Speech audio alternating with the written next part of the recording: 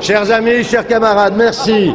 Au terme d'une campagne interne, transparente, publique, intense et démocratique, est désignée par les militants du Parti socialiste, par les délégués du Parti socialiste, auxquels se joignent nos amis radicaux, comme candidate pour l'élection présidentielle des 22 avril et 6 mai 2007, notre amie et camarade Ségolène Royal.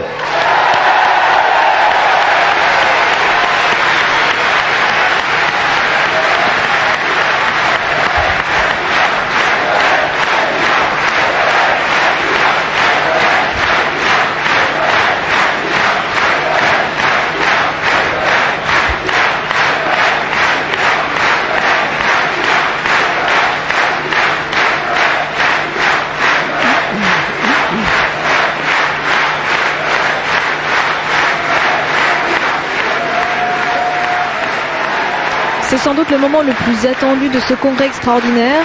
Eh bien, le discours de Ségolène Royal qui devrait parler 40 minutes.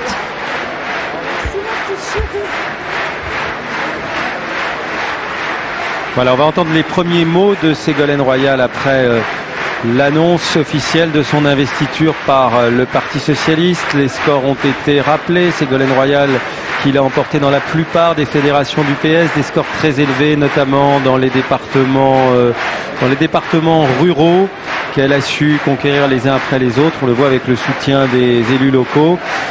Ségolène Royal qui va donc prononcer ses premiers mots de candidate désormais officiellement investie pour défendre les couleurs du Parti socialiste, mais aussi, vous l'avez vu, du Parti radical de gauche lors de la prochaine élection présidentielle dont le premier tour aura lieu le 22 avril 2007. Vous l'avez vu, les délégués ont levé leur carton rouge donc pour valider cette élection. C'est vraiment l'image de fin de cette campagne interne, de ces 6 semaines de débat entre socialistes. Et bien voilà, ce débat est définitivement clos. Et les délégués du parti, donc ces 986 délégués du parti qui représentent tout le Parti socialiste, et bien voilà, ont désigné Ségolène Royal officiellement candidate socialiste à l'élection présidentielle pour 2007.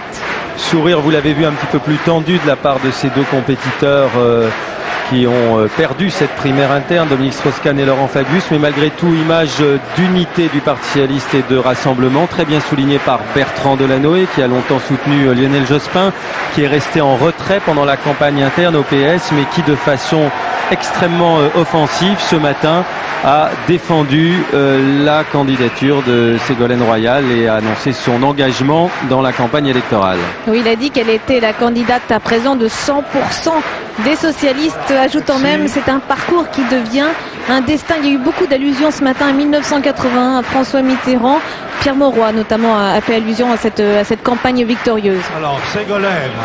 Alors sans doute quelques mots de Ségolène Royal, mais son discours sera prononcé, je pense, un peu plus tard, parce qu'il y aura des messages de soutien notamment de partis socialistes étrangers, non? Ségolène, j'ai une tâche ingrate, celle de ne pas dire grand-chose, d'interrompre les applaudissements qui n'en finiraient pas. Mais je crois que maintenant, tu es notre candidate à la présidence de la République avec tout le parti et pour la France, et je te donne la parole.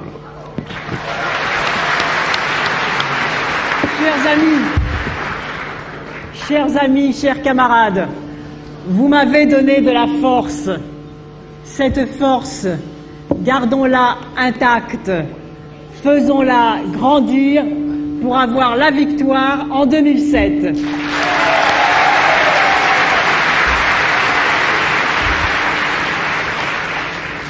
Merci Pierre de me transmettre ce flambeau devant tous les socialistes rassemblés et les socialistes européens. Je salue Georges Papandréou, président de l'Internationale socialiste.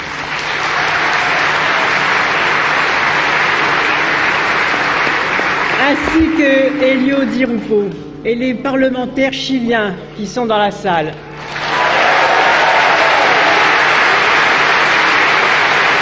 Nos amis radicaux avec Jean-Michel Baillet.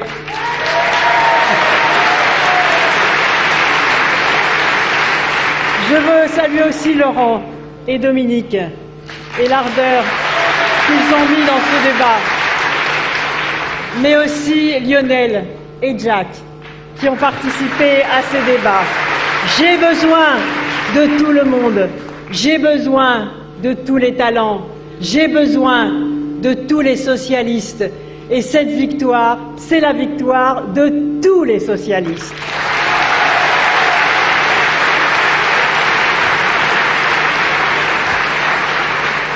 Et bien sûr, notre premier secrétaire, François, sans lequel rien de tout cela ne serait possible. Avec notre parti patiemment rassemblé pendant des années, ce parti raccommodé lorsqu'il a été divisé, ce projet socialiste adopté à l'unanimité, ce rassemblement des premiers fédéraux, des secrétaires de section, des anciens militants, des nouveaux militants, notre premier secrétaire garant de l'impartialité et du bon déroulement de ce débat.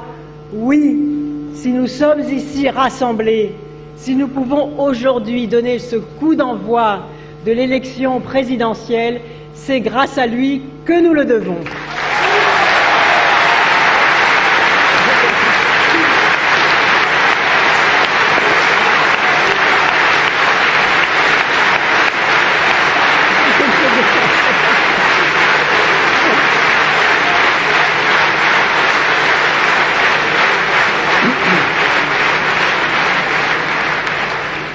Chers amis, chers camarades, nous écrivons aujourd'hui ensemble une belle page de l'histoire de France.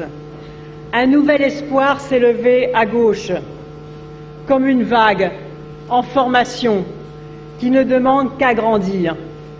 La volonté et le courage permettront d'aller chercher toutes celles et tous ceux qui pensent ne compter pour rien et qui ne savent plus de quoi demain sera fait. Aidez-moi à tracer ce chemin, aidez-moi à construire ce renouveau, à accélérer le mouvement de ce nouvel élan partagé. Nous avons beaucoup parlé entre socialistes. Alors je vous demande aujourd'hui de vous tourner résolument vers les Français, de nouer avec eux un nouveau dialogue pour que chacun ait le sentiment d'être pris en considération, pour redresser la France, pour la retirer vers le haut, pour mettre fin à cet insupportable vécu de déclin et de pessimisme. Chacun doit être appelé à se mettre en marche. Aucun talent ne doit être gaspillé, aucune chance oubliée, aucune bonne volonté écartée. Et ce que je veux déclencher dans cette campagne, c'est un sursaut collectif, un élan à la dimension de l'espoir qui se lève.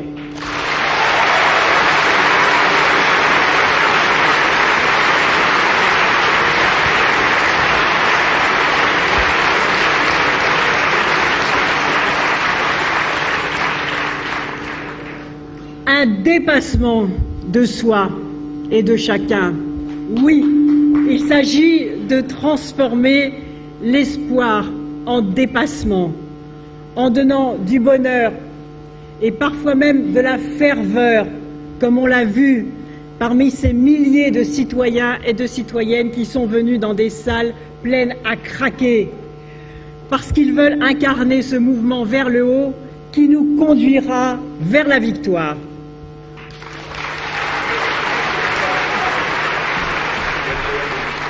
Oui.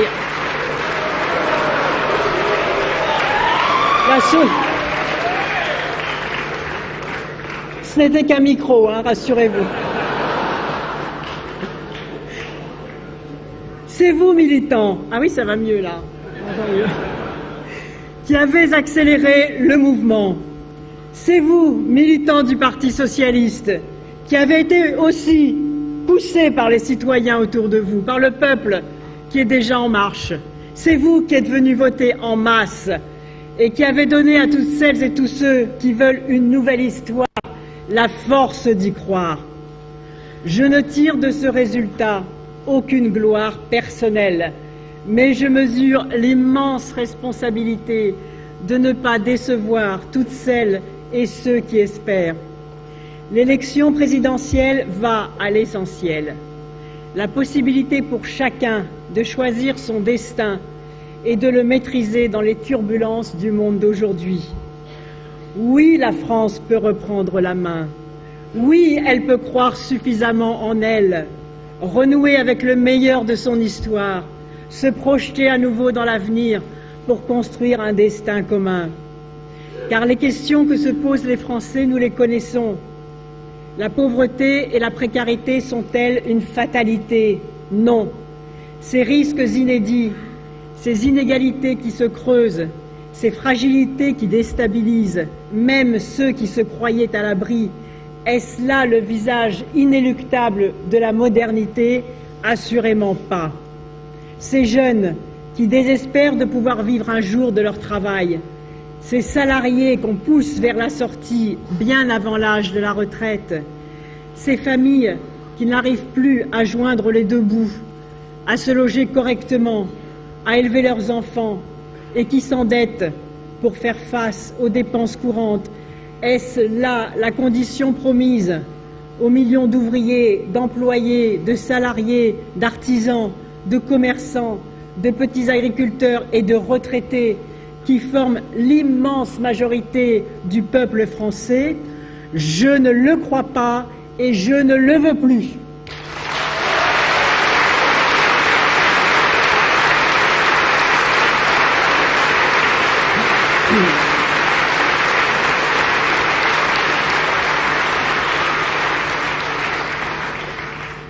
Être socialiste, c'est garder au cœur une révolte intacte. Le socialisme, c'est mettre le progrès social au cœur de toutes les décisions politiques. Le progrès social pour tous et le respect pour chacun. C'est l'éducation au cœur de tout, encore l'éducation, toujours l'éducation.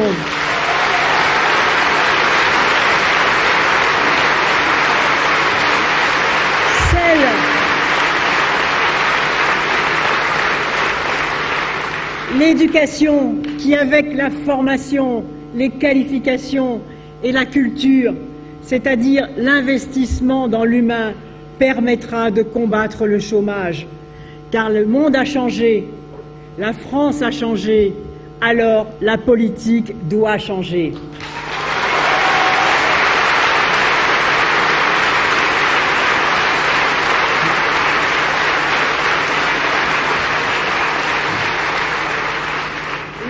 Je veux non seulement incarner ce changement profond, mais le construire avec tous.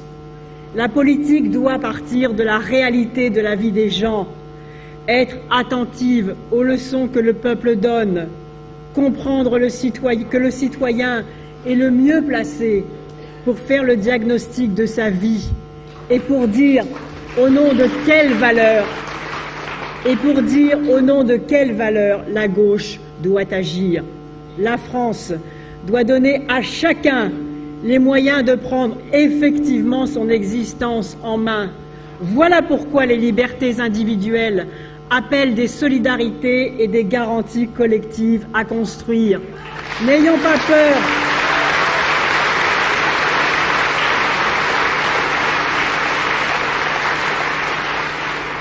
Puisons les idées neuves dans la vie quotidienne du peuple français, dans ses souffrances, dans ses difficultés, mais aussi dans ses talents et dans ses formidables réussites. Oui, la France doit saisir toutes ses chances et se redresser, et nous savons bien, nous, qu'elle mérite beaucoup mieux que ce qu'elle a aujourd'hui à la tête de l'État.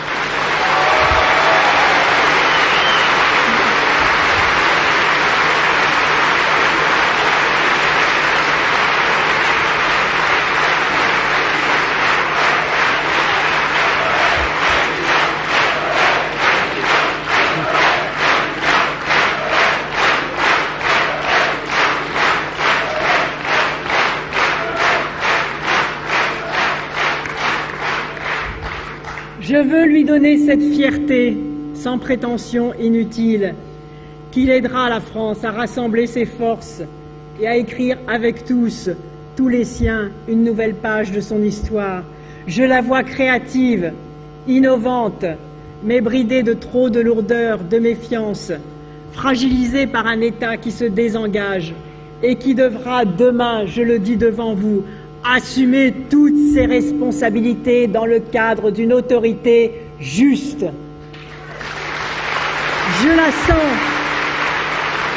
la sens, cette France, en avance sur ceux qui la gouvernent et qui se plaignent injustement de son immobilisme. Les Français, je le crois, sont prêts aux réformes, mais ils ne veulent pas consentir aux décisions qu'on leur impose sans les y associer. Ils ne sont pas partants pour des efforts qui toujours pèsent sur les mêmes. Être socialiste et conduire une politique à gauche, c'est apporter la garantie permanente du recul des inégalités, des précarités et des insécurités, parce que c'est aussi comme cela que le pays sera plus fort dans la compétition internationale.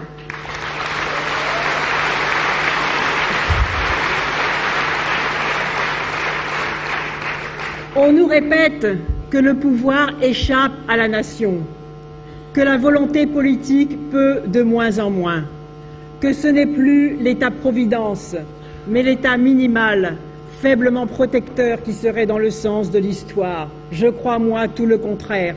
Je crois que la politique peut beaucoup éprouver jour après jour son efficacité. Et c'est pourquoi je vous propose une campagne qui ressemblera à la façon de gouverner, qui repère les vrais problèmes, qui apporte des résolutions concrètes et qui dit au nom de quelles valeurs elle agit.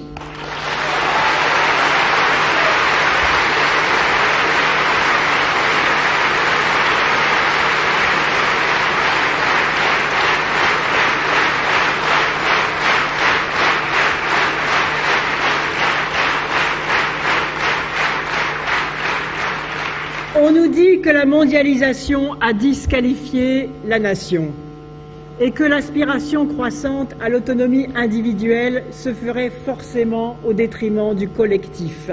Je crois, moi, tout le contraire. Ce sont les solidarités collectives qui nous rendront plus forts. La nation n'est pas le monopole de la droite et encore moins de l'extrême droite. La nation, elle tient debout parce que les solidarités sont là, parce que la lutte contre les injustices sont présentes et parce que nous saurons, au cours de cette campagne, nouer avec les Français le pacte social qui nous fera tenir debout ensemble avec nos différences, avec nos talents, mais aussi avec notre volonté collective d'aller de l'avant dans une nation rassemblée et fière d'elle-même.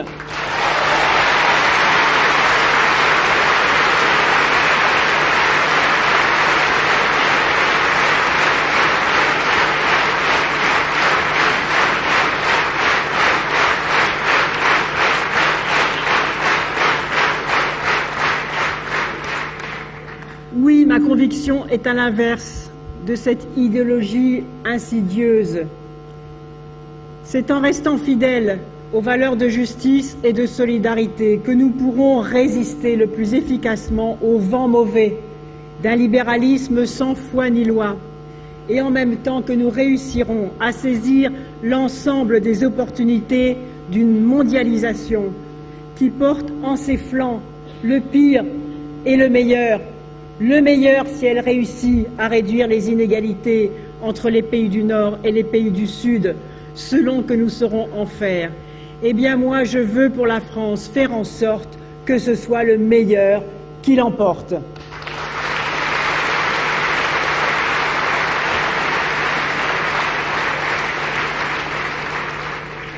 Imaginer la France, c'est la tâche nouvelle que je propose aux Français. Car ne lui renvoyer que l'image de son déclin et la sommer sans cesse de renoncer à son exception, de se banaliser, de s'aligner sur les pays où, paraît-il, le marché sans entrave pourvoirait au bonheur de tous. Faire cela, c'est rendre à la France, et c'est ce que fait la droite, un bien mauvais service et attiser l'exaspération des Français. Et c'est à cette façon de faire qu'il faut mettre fin, car je crois qu'il y a beaucoup à corriger dans le fonctionnement de nos systèmes de solidarité, mais pas pour les amoindrir, pour les rendre plus efficaces. Je crois que nous devons imaginer l'ambition d'une France économiquement dynamique et socialement plus solidaire, car l'un ne va pas sans l'autre. Oui, imaginez la France, c'est à cela que je vous invite, car elle s'est beaucoup transformée, diversifiée et colorée, sans encore admettre totalement ce qu'elle est devenue.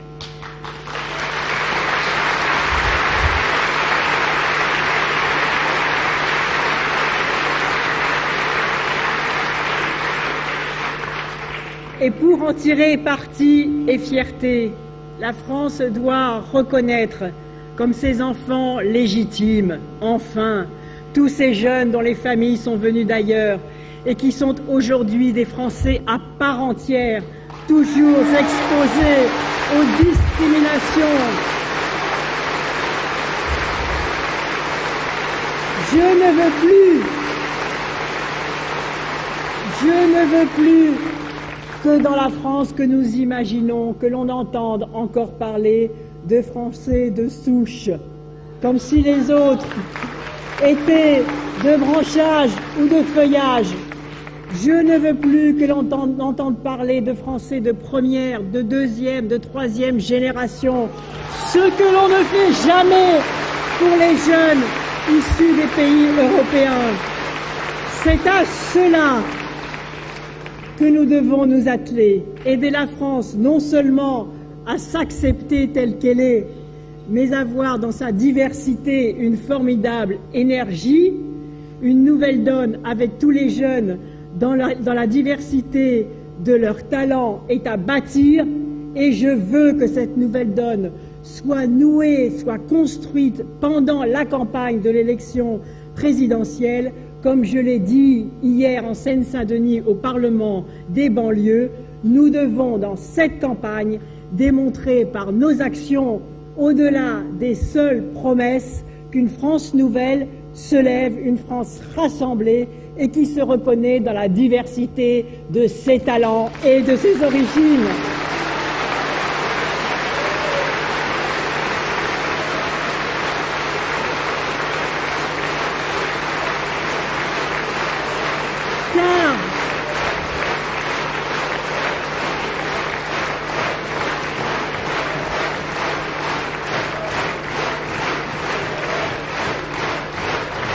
Car ce n'est jamais quand elle oublie ses valeurs, ce n'est jamais quand elle oublie ses valeurs, mais bien quand elle les prend au mot et qu'elle reste fidèle à elle-même, que la France peut aussi, au-delà de ses frontières, parler de l'Europe et à l'Europe, parler du monde et au monde.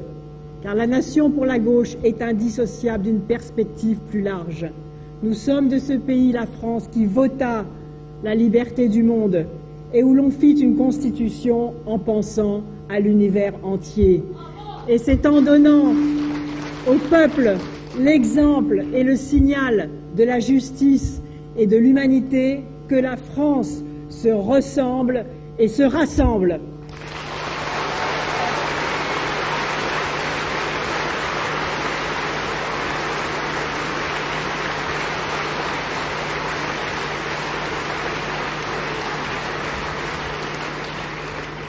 Et regardons l'histoire, c'est toujours quand le peuple s'empare de son destin que la France avance et bâtit un nouvel avenir. Et aujourd'hui, nous sentons, je sens que le peuple s'y est mis et que ce mouvement va se lever.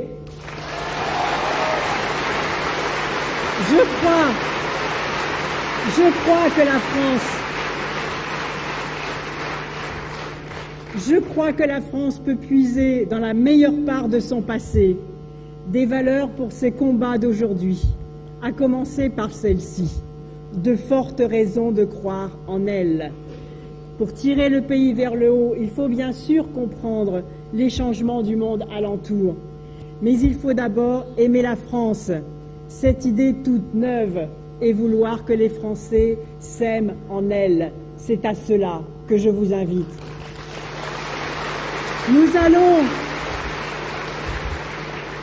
nous allons gravir la montagne jusqu'à la victoire. Aujourd'hui, c'est un beau jour pour partir au combat, car nous sommes portés par un mouvement populaire, généreux, heureux, qui sent que nous sommes soutenus par une cause qui est plus grande que nous. Et je lance aujourd'hui un appel à tous les Français, hommes et femmes de notre pays. Rassemblons-nous, mobilisons-nous, aidons-nous les uns les autres à servir la France. Imaginons ensemble une France qui aura le courage d'affronter les mutations sans renoncer à son idéal de liberté, d'égalité, de fraternité et de justice. Pour un ordre juste, contre tous les désordres injustes qui frappent les plus faibles, pour des énergies positives qui rassemblent et des libertés nouvelles à inventer. Mettons-nous en mouvement pendant 5 mois, au cours desquels il nous faudra nous investir. Et je vais continuer avec vous, comme je l'ai fait depuis plusieurs mois, avec toute la force de nos convictions socialistes, pour unir toute la gauche dans sa diversité, puis pour rassembler une majorité de Français dans un même désir d'avenir.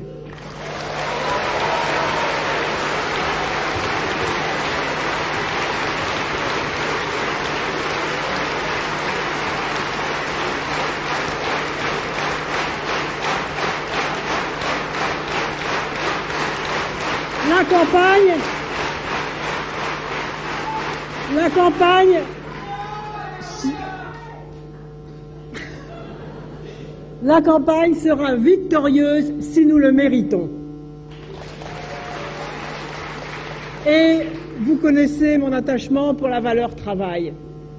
Et la campagne sera victorieuse si nous y travaillons.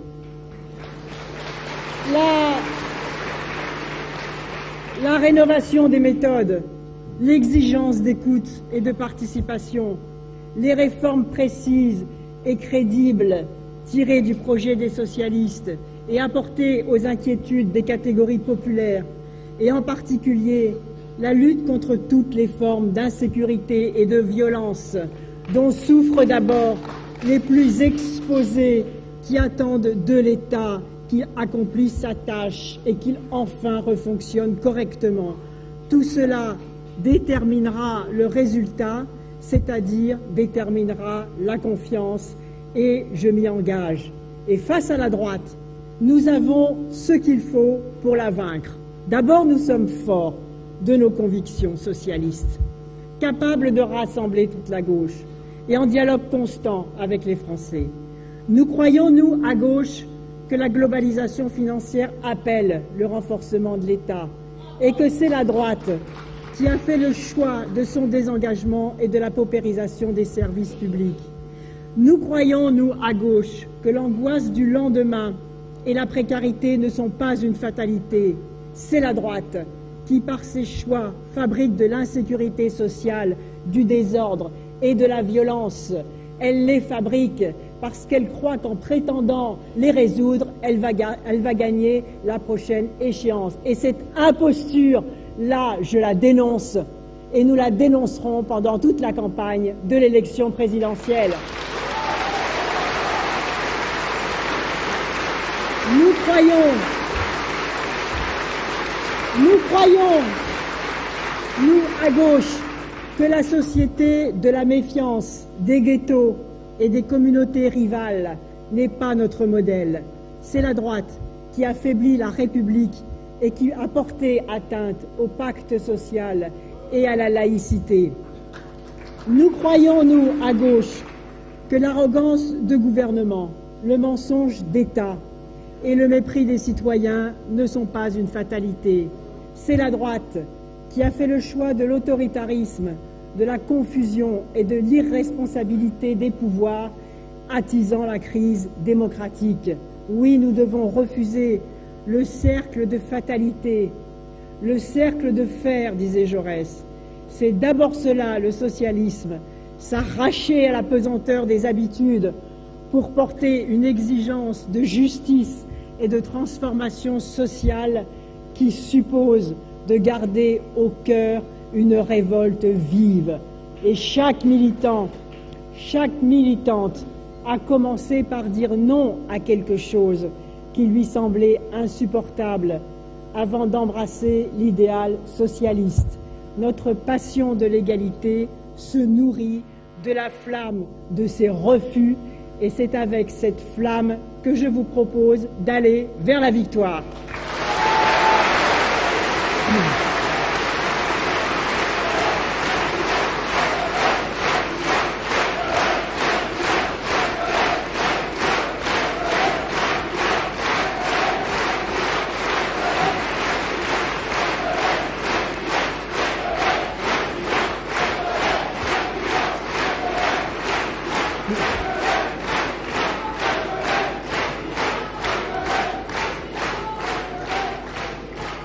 Et pour moi qui suis venu au socialisme par le féminisme et par la révolte contre la place subalterne assignée aux femmes, comment ne pas voir en ce jour symbolique, le lendemain de la manifestation des femmes contre toutes les violences qui leur sont faites. Oui, j'ai pris l'engagement de faire en sorte que les violences faites aux femmes, un viol commis en France toutes les 2 heures, une femme qui meurt sous le coup de son conjoint tous les 3 jours, la lutte contre la violence faite aux femmes deviendra une affaire d'État et ce sera le premier texte dont le nouveau Parlement sera saisi. Et je voudrais... Il y a...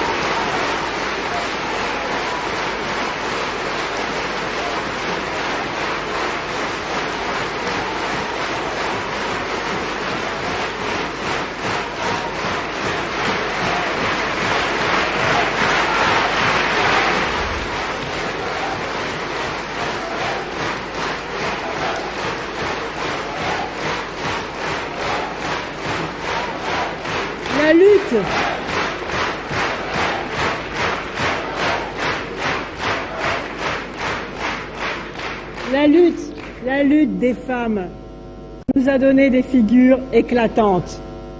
Il y a eu d'abord le panache d'Olympe de Gouges, qui a eu le droit de monter à l'échafaud sans avoir le droit de vote. Il y a eu Louise Michel, Rosa Luxembourg et Marie Curie. Il y a eu la bataille du droit de vote et celle de l'égalité civile, gagnée tardivement.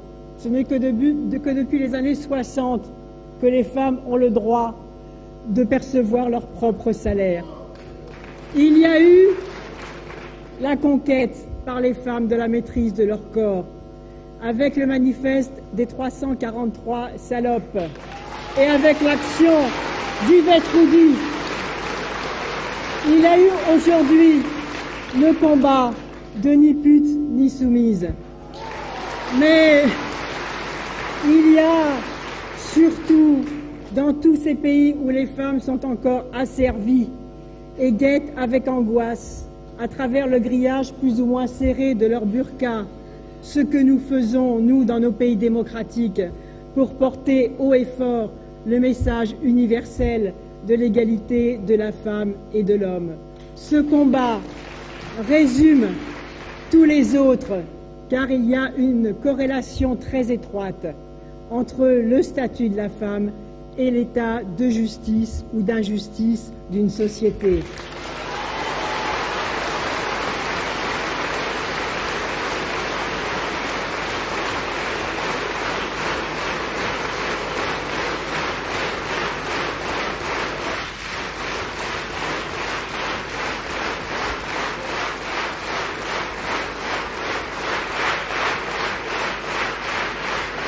Et je voudrais dire ici, devant la presse internationale aussi, qui regarde avec beaucoup d'attention ce qui se passe en France, je voudrais dire ici à tous les militants socialistes mon admiration et aussi ce qu'ils portent pour ces combats à travers le monde. Parce qu'ils ont, en choisissant une femme pour mener le combat des idées et pour incarner l'espérance. Vous avez, militants socialistes, non seulement aux yeux de tous les Français, mais aussi aux yeux du reste du monde, vous avez plus de 2 siècles après Olympe de Gouges accompli un véritable geste révolutionnaire.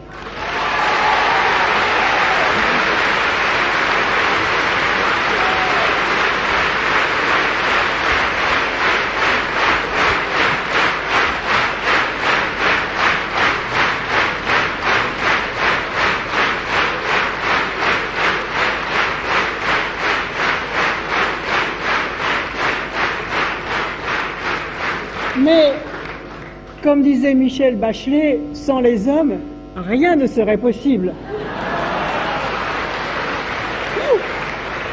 Alors la campagne est lancée.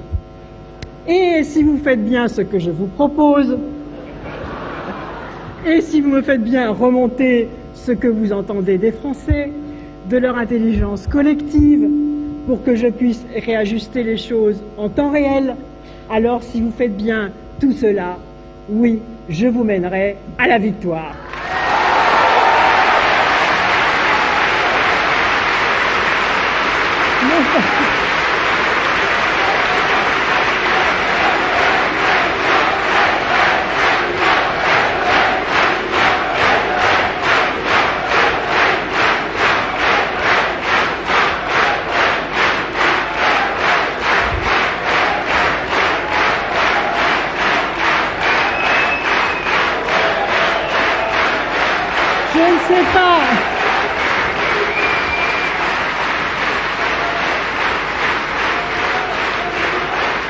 Je ne sais pas. J'entends les commentaires, la recherche du vocabulaire. Je ne sais pas s'il s'agit d'un chef de guerre ou d'un général. En tout cas, il s'agit d'un beau combat des idées et ce combat-là, nous allons le gagner. Nous allons le gagner. Nous allons le gagner parce que nous allons nous mettre tous en mouvement. Et je veux que cette campagne, bien sûr, qu'il y ait une impulsion nationale, mais qu'elle soit régionalisée au sens où ce sont tous les territoires, avec la réalisation de ce qu'ont fait les élus socialistes et les majorités de gauche partout en France, les communes, les départements, les régions, c'est-à-dire qui ont fait la politique par la preuve et qui, pendant ces 5 mois, vont continuer à construire collectivement et à démontrer aux Français que l'action est déjà en marche pendant la campagne. J'ai réuni les 21 présidents de régions socialistes et nous avons décidé d'agir ensemble et de mettre en place un certain nombre d'actions communes sur l'ensemble de nos territoires. Je réunis prochainement les présidents de conseils généraux socialistes pour que les départements aussi se mettent en mouvement autour de leurs valeurs et de leurs projets. Je ferai la même chose avec les maires.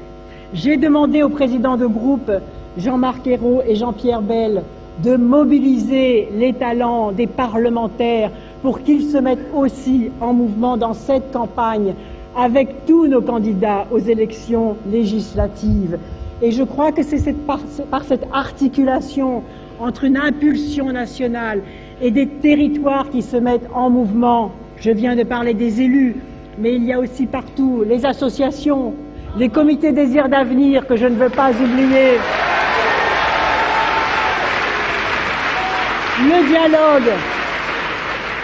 Le dialogue et le travail sur le site internet qui devra aussi monter en puissance. Alors je lance aujourd'hui 4 thèmes de débat participatif dont vous devez vous saisir partout. Régions, départements, villes, rues, quartiers, réunions d'appartements pour faire connaître, enrichir et préciser notre projet.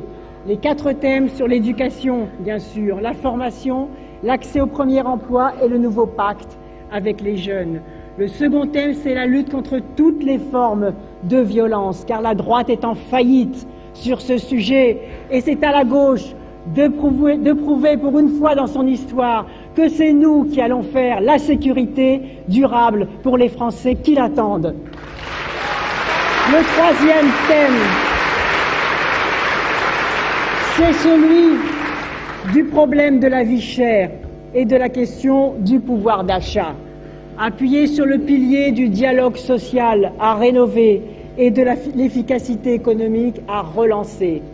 Et enfin, sur l'excellence environnementale et sur le co-développement solidaire, parce que la France ne se sauvera pas toute seule. Notre avenir, c'est aussi l'avenir des pays les plus pauvres de la planète. Et nous avons, dans cette campagne, à répondre à leurs interrogations et à leurs attentes. Alors, dans cette campagne, il y aura des embûches, des choses trappes. On connaît celles qui viennent de la droite. Elles ne reculent devant rien. Il y aura des chutes, mais nous nous relèverons. Il y aura des entorses, mais nous les soignerons. Il y aura des pièges, et nous les contournerons. J'ai de la résistance, de la force, de l'obstination et du courage, parce que c'est vous qui me les donnez. Chers camarades, nous avons 5 mois pour réaliser ce désir d'avenir que je sens monter dans le pays. Vous m'avez donné de la force. Aujourd'hui, je mets cette force au service de notre idéal commun pour faire gagner la France. J'ai souvent pensé à ceux qui nous ont ouvert la voie, Jean Jaurès, Léon Blum, François Mitterrand et tous ces anciens premiers ministres, et tant d'autres, surtout, plus anonymes, qui au jour le jour des campagnes font la victoire. À nous maintenant de poursuivre le chemin, de le tracer et de mettre la vérité en bataille. Ils nous diraient, tous ceux qui nous ont précédés, que la victoire est possible. Avec vous, je le crois aussi. Accomplissons ensemble notre devoir pour les millions de Français qui attendent qu'on mette fin à ces politiques de rupture, de fracture, d'insécurité et de précarité. Alors je vous y invite, accomplissons ensemble notre devoir de victoire.